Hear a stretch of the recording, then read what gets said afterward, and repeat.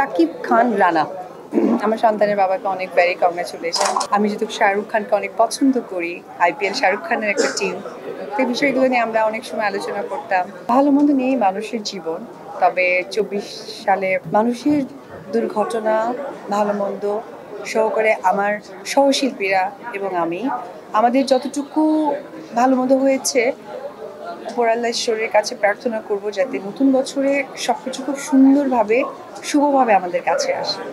আমাকে নতুনভাবে প্রেজেন্ট করা উচিত এবং নতুন নতুন কাজের মধ্য দিয়ে ট্রাই করছি।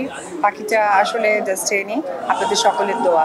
আমার সন্তানের বাবাকে অনেক ভেরি কংগ্রাচুলেশন। তার অনেক অনেক অনেক স্বপ্ন ছিল, আলহামদুলিল্লাহ সেই স্বপ্নগুলো একটু একটু করে পূরণ হচ্ছে। ইন্ডাস্ট্রি নিয়েছিল, তারপর আমি যেহেতু শাহরুখ খানকে অনেক পছন্দ করি, আইপিএল শাহরুখ খানের একটা টিম, সেই বিষয়গুলো নিয়ে আমরা অনেক সময় আলোচনা করতাম। আজকে তার ঢাকা ক্যাপিটালস তার টিম, আমার আমার জাস্ট কি বলবো, অনেক অনেক বেশি গর্বে মনটা ভরে যায়। ভেরি প্রাউড ফিল করি তাকে নিয়ে, আর ভেরি কংগ্রাচুলেশন তার টিমের জন্য, এবং ইনশাআল্লাহ তার টিমটা যেন জিতে যায়। এখনও আছি, আপনারা সকলে জানেন আমার একটা ফ্র্যাঞ্চাইজি স্টোর আছে, এখনও আছি।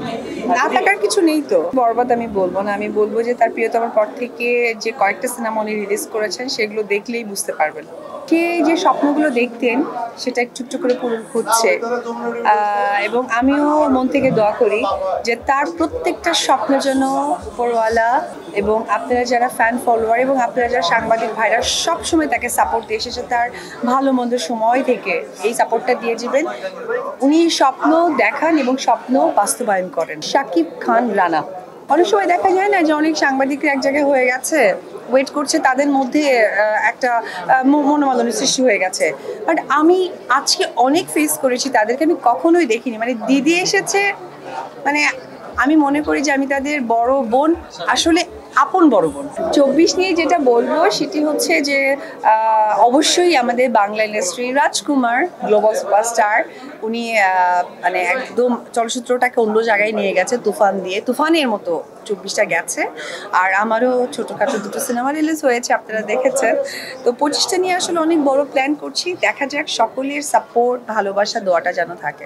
অনেক সময় যে স্লিমিং প্রোডাক্টগুলো নিয়ে আমাদের ফেস কেটে আমাদের ভয়েস যে দেয়, এটা টোটালি রং।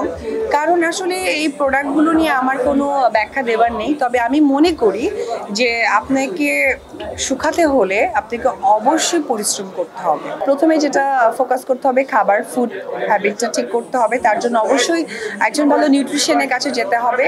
তারপরে ফিজিক্যাল ফিটনেসের যে কথাটা বলবো, যেটা হচ্ছে জিমে যাওয়ার ব্যাপারটা, এটা অবশ্যই থাকতে হবে। আমার মনে হয় এই দুটোই ইম্পর্ট্যান্ট।